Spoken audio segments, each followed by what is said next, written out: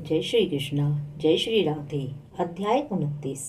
राजा पृथु ने कहा, हे नारद जी, आप वेद, शास्त्र तथा पुराणों के ज्ञाता हैं, सो कृपा करके यह बताइए कि किस देवता की कितनी कितनी परिक्रमा करनी चाहिए तथा उनका क्या फल है। यह वार्ता सुनकर नारद जी कहने लगे कि देवी की 1, सूर्य की 7, अग्नि की 7, गणेश जी की 3, शिव जी की आधी, पितरों की 3 अथवा 4 तथा विष्णु की 4 परिक्रमा होती हैं। इस संबंध में ब्रह्मा जी द्वारा कहा गया एक इतिहास सुनो, जो कि बृहस्पति जी तथा इंद्र का संवाद है। वैवस्वत मंतवर में एक बार सब देवताओं सहित इंद्र ने बृहस्पति जी के पास जाकर उनसे पूछा कि हे गुरुदेव, ब्रह्म काल से पहले यह सृष्टि कैसी थी, इंद्र आदि देवगण कैसे थे तथा उनका क्या कर्म था। यह सुन बृहस्पति जी कहने लगे, उस समय की बात तो हम भी नहीं जानते, क्योंकि उस काल को बीते अब तक 6 मनवंतर हो चुके हैं। परंतु आपकी ही नगरी में एक सुधर्मा नाम वाला है, वह सब कुछ आपको बता सकता है, अतएव उसके पास चलना चाहिए। तब इंद्र आदि सब देवताओं को साथ लेकर बृहस्पति जी सुधर्मा के पास आए।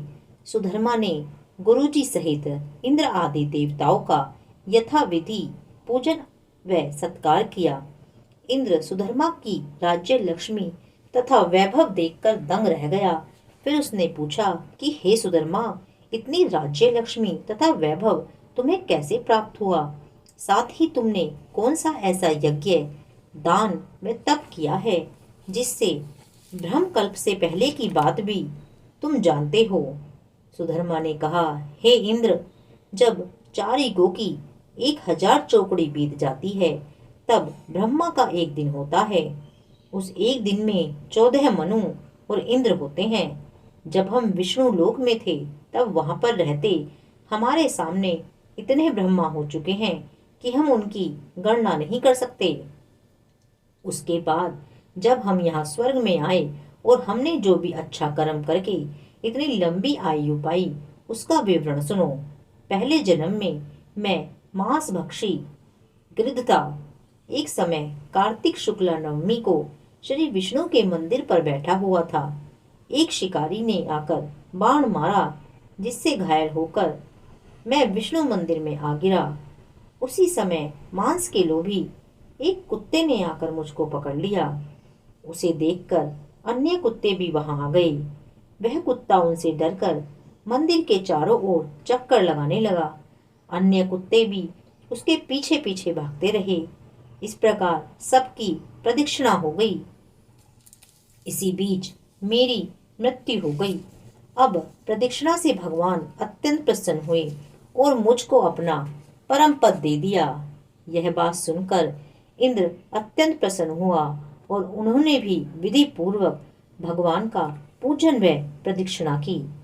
नारद जी कहते हैं, हे राजन, कार्तिक शुक्ला नवमी सतयुग की आदि तिथि है।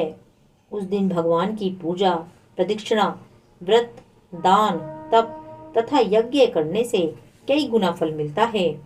यदि कार्तिक कृष्ण नवमी को मथुरापुरी में जाकर भगवान का पूजन व प्रदक्षिणा की जाए, तो उससे अनंत फल की प्राप्ति होती है। प्रदक्षिणा करने में जितने पग उठते हैं, उसके उतने ही कुल बैकुंठ में वास करते हैं। यदि मथुरापुरी बहुत दूर हो तो अन्य किसी धार्मिक स्थान पर प्रदक्षिणा करनी चाहिए। यदि यह भी संभव न हो तो ब्राह्मण, विष्णु जी की प्रतिमा, गौ या गौ के स्थान, तुलसी या शालिग्राम की मूर्ति की प्रदक्षिणा करनी चाहिए। समुद्र सहित संपूर्ण पृथ्वी की परिक्रमा करने से जो फल प्राप्त होता है, वही तुलसी या शालिग्राम की प्रदक्षिणा करने से प्राप्त हो जाता है।